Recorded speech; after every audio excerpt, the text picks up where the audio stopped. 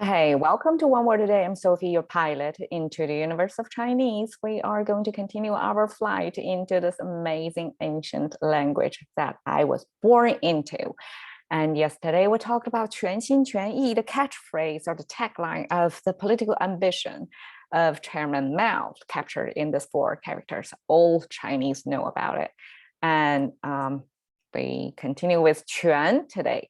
全聚德. Okay, if you see it's 3 characters, it's not this cookie cutter 4 character formation. That means it's not a common Chinese expression. It's not. It's made up by somebody else for something else. It's not a universally used language expression in Chinese. So 全聚德. Okay. Again, 全 means full or complete because it came from the trade. Jade trade back then that visually you can see I got 3 jade pieces bundled together, and the sequence of writing it is actually, it's interesting. It's not that you draw 3 lines and connect it with 1 vertical line. Instead, you draw the top horizontal line. Okay, let me do this. Top horizontal line, second middle horizontal line, and then you do the vertical. And the last one is horizontal. My guess is it's easier to aim to, because you have to connect it here without going over. If it's going over, it probably becomes some other word. Same here, like if it's going over, it's some other thing. So you have to connect them perfectly linked. So it will be easier to go vertical line first, and then you aim at here, right? You draw the horizontal line, connect exactly passing through that end dot. Okay, that's Chinese handwriting. So the 3 jade beads string together and tied with a bow with a cover. That's complete. That's a fully wrapped, protected, self-contained, fully counted jade in jade trade. Okay, 聚, we have this portion. As a contemporary Chinese user, I'm like, oh, this is so abstract. I have no clue what that is. I thought it was a kind of like animal thing because it got some horizontal air poofing out. Sometimes we express our fluffiness in this horizontal, or domestic animal. We have like legs or tails, in our strokes in the writing. But here, see the original form, it actually means 3 person next to each other. And this is not commonly seen either, because I said before that if we have 3 elements repeated 3 times, normally we place it with the 1 on the top and the 2 at the bottom, kind of forming a triangle. That's the formation regularly, but here is irregular. It's placed horizontally 3 times, repeated exactly the same. And okay, so this is our human figure, left, right, human figure. But sometimes in ancient Chinese, we have different deviations from this standard form of human figure. And here, this almost like sideways. So this becomes like directional, right? It's pointing toward one side. So you're knowing kind of that person's going, or at least that person's head is hanging over on one side. So then there are 3 of them. So they're kind of like following each other. So that gives you the sense of gathering. People are gathering. And what is happening there? On the top, even if it's a sound maker, it sounds like a qu. Now it carried over the sound as a ju, but you can still interpret it, the meaning of each one. So this is our ear symbol. So contemporary, this is the ear. And I guess like that's kind of a hair flowing outwards, and this is the side view of your head, and this is an indicator of that's where you look at. So because the ear, if you look sideways, the ear is placed kind of horizontally, vertically, kind of in the middle of your head, right? So that's the ear indicator. That's our ear symbol. So ear related hearing, and this is our 3-finger hand symbol. So we have doing and hearing, right? And 3 people gather. That's something that looks like something is going on over there, right? So it's simplified to just gather. But gather, what they do, they will do something and will talk about something, hear something, and they will do something. So that's the kind of gathering original story. Okay, 德, I translate as integrity because I will explain to you why. Okay, we have this symbol. So it's kind of looking like a human figure sideways, but we add one more stroke on the top, it becomes walking, human walking. But originally it didn't come from human figure. Maybe it does, but there's 3 strokes that look kind of similar. Interpretation is if we see three times in a similar like angle, similar shape repeated 3 times, right? That means arithmetic pattern, something repeated again and again and again. And we only do it 3 times. That's enough. You get it, right? So I mean, not you get it. We get it.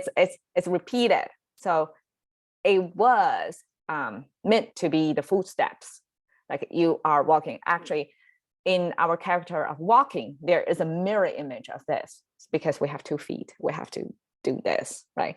So that's the footsteps actually. So eventually get rid of the right side, just keeping the left side. That's enough to mean it's something footsteps, footprints, and a repeated pattern. So extended into walking. So walking and further extended into executing or doing something. So, okay, this is doing coming from this repeated footsteps. Okay.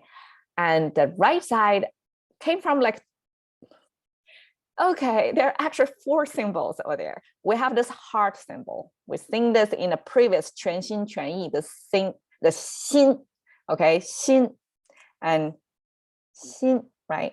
It's the one cavity with 3 tubes coming out. That's a very visual way to depict the heart.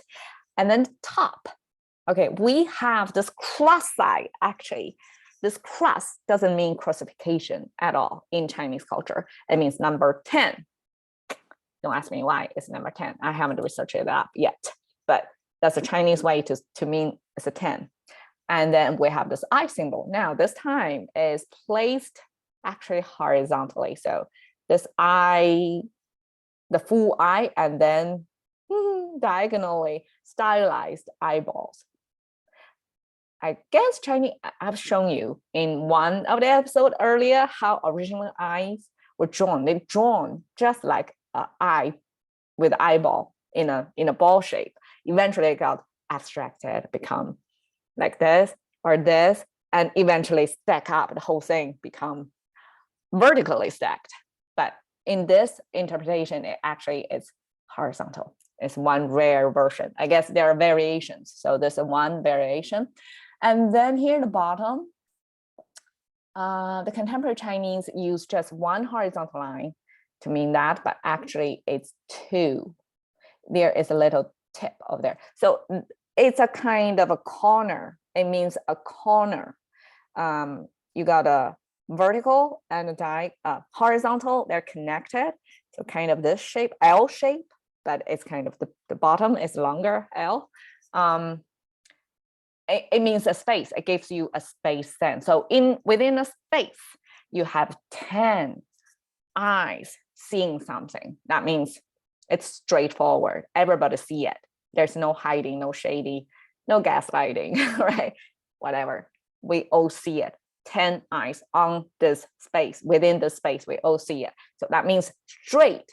In Chinese concept, it's straight. And we have straight from heart, and you're doing it. You're doing something straight from heart. Means your intention, your heart is expressed straight forward to your doing. So your intent, your internal, what you thinking are expressed by what you're doing.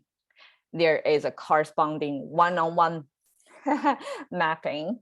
So that's straight. It's not, you have to interpret it another way or flipped. Like, okay, it's basically mean do what you say, or walk the walk, talk the talk, not talk the walk or something like you walk the talk basically, right? So you do what you say, you have the integrity, you mean it, and you do what you mean. Okay, we have fully gathered integrity.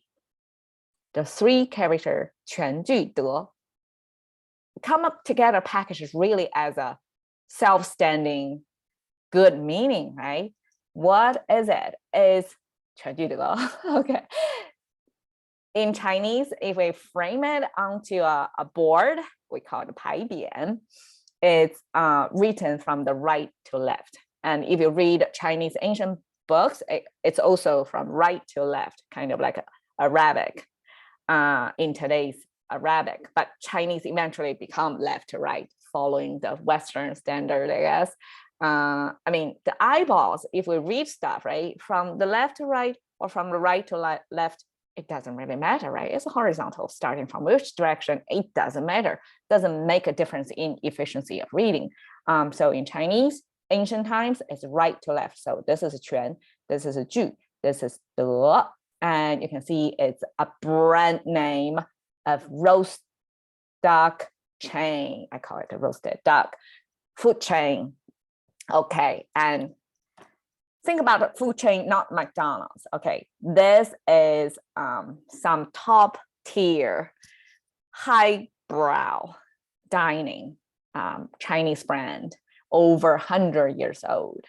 See, and they are one of the rare brand names that capture the front, like transcend multiple eras, generations, and different regimes or government, like different political settings in China. And they're still there, and they're thriving just based on their main dish, roast duck. And if you visit China, I mean, I hosted several times visitors, foreigners coming to China, and 全聚德 is definitely on their menu, on their to-do list. They have to taste that amazing roast duck. And this is where to go. And now they are branching out internationally. I don't know the full story, but this is one rare translation that 全聚德 actually was translated to English, capturing the contemporary Chinese sound spelling in one. And if you're intrigued by this highbrow Chinese dining, check it out. Okay, cash into the currency of thinking by one word a day with Sophie. See you another day.